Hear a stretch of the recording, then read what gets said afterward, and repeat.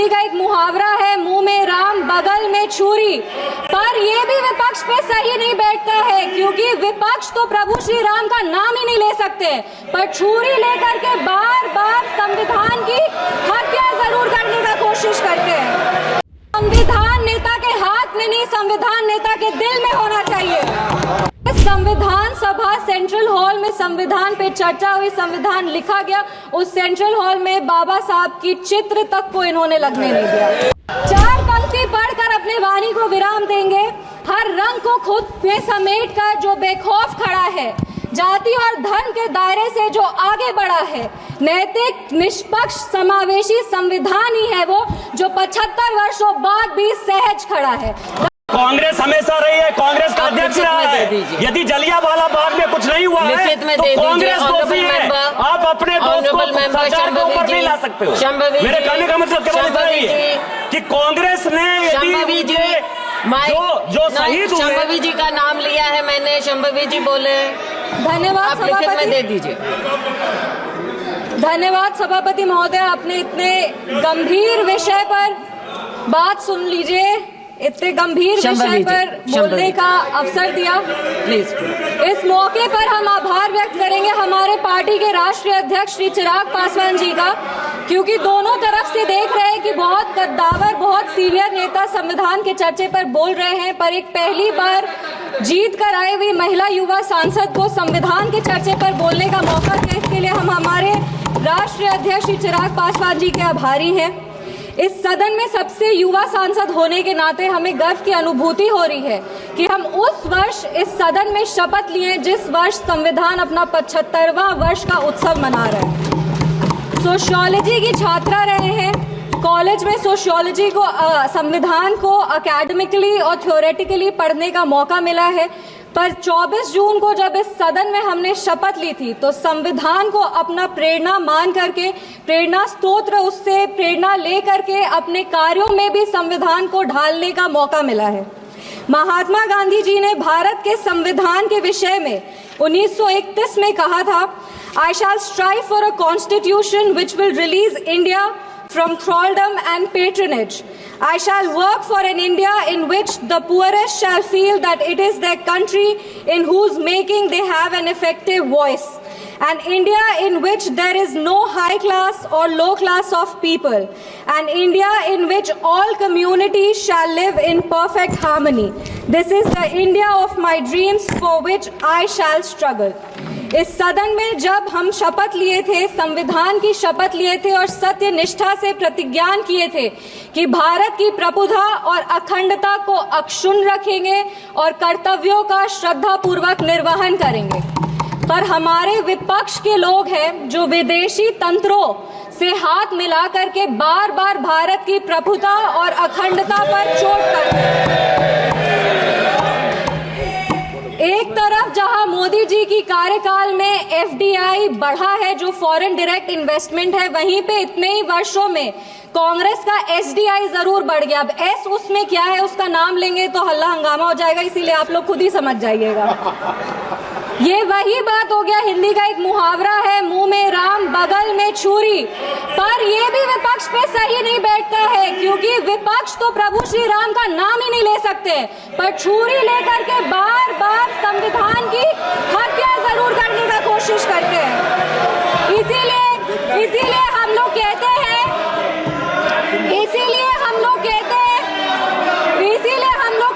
कि संविधान नेता के हाथ में नहीं, संविधान नेता के दिल में होना चाहिए।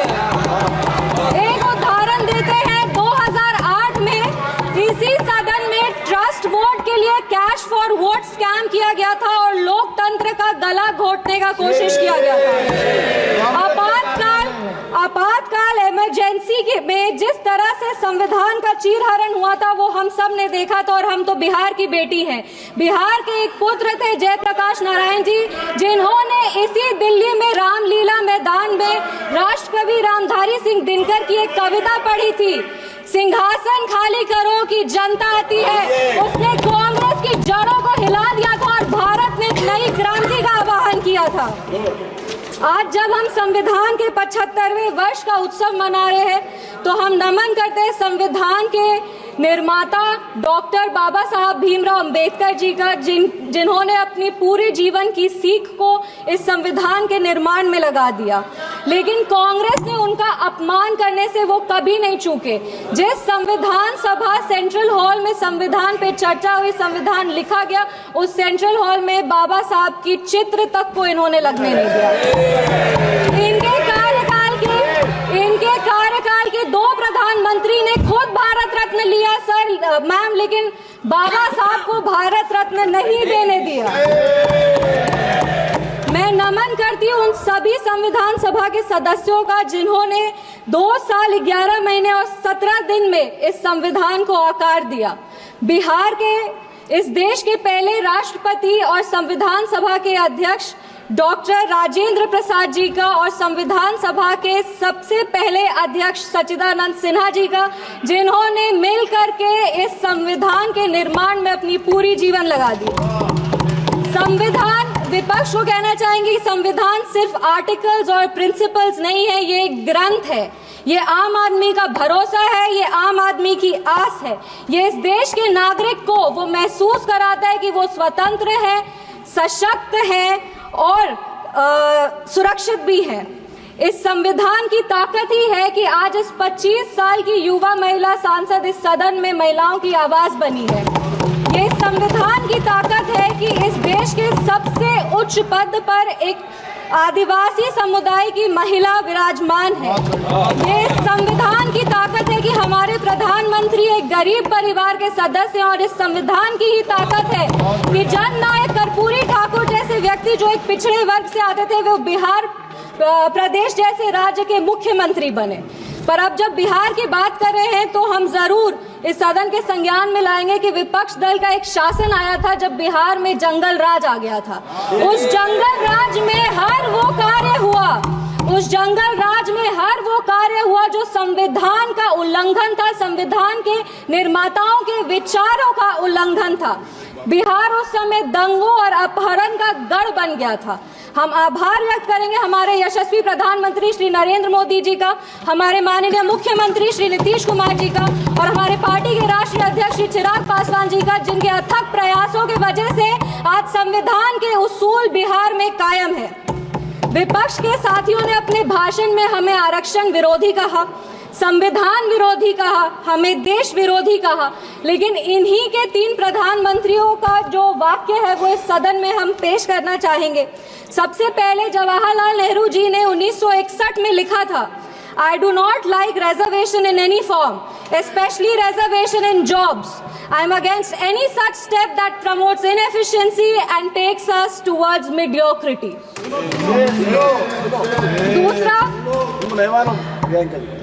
दूसरा इंदिरा गांधी जी ने, नीरज चौधरी जी की एक किताब थी हाउ प्राइम मिनिस्टर डिसाइड्स, उसमें उन्होंने कहा था अपने तब के लॉ मिनिस्टर शिव शंकर जी को कि एक ऐसा ATR तैयार कीजिए कि सांप भी मर जाए और लाठी भी ना टूटे। ये मंडल कमीशन के रिपोर्ट पे उन्होंने कहा था। तीसरी राजीव गांधी जी ने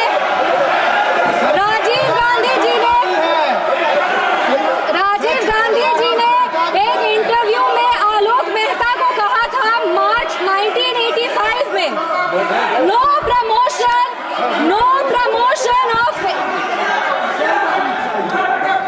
राजीव गांधी जी ने एक इंटरव्यू में जर्नलिस्ट आलोक मेहता को कहा था मार्च 1985 में कि no promotion of idiots in the name of reservation, and that promoting idiots in the name of reservation would harm the entire country.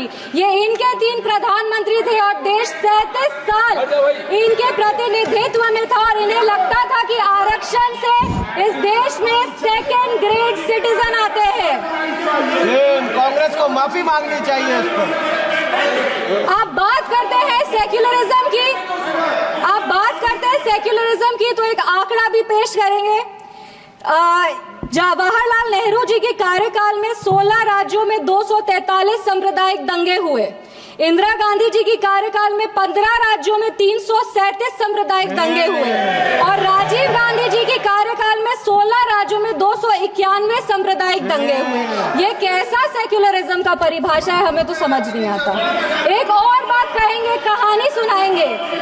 1984 में जब सिख रायट हो रहा था, 1984 में जब सिख रायट हो रहा था, तो एक सिख समुदाय के व्यक्ति एक दलित नेता के घर में रक्षा पाने के लिए गए थे, एक पनाह मांगने गए थे। उस दलित नेता के घर को जला दिया गया था। वो दलित नेता कोई और नहीं, हमारे पार्टी के संस्थापक श्रद्धेय रामविलास पासवान जी थे, जिनके घर को 1984 में जला दिया गया था। आप बात करते हैं संविधान की और सेंटर स्टेट रिलेशन की, तो बता दें कि इंदिरा गांधी जी की कार्यकाल में 11 साल में 35 बार राष्ट्रपति शासन लगाया गया। एक महिला, एक युवा और एक दलित सांसद होने के नाते हमें गर्व होता है कि हमारी सरकार एक ऐसी सरकार है जिसने संविधान के उसूल को अटल रखा है। हमारी सरकार ने संविधान को मजबूत करने का काम किया है। एक सेकंड 2 मिनट बस खत्म करें। पिछड़े आयोग को संवैधानिक दर्जा हमारी सरकार ने दिया।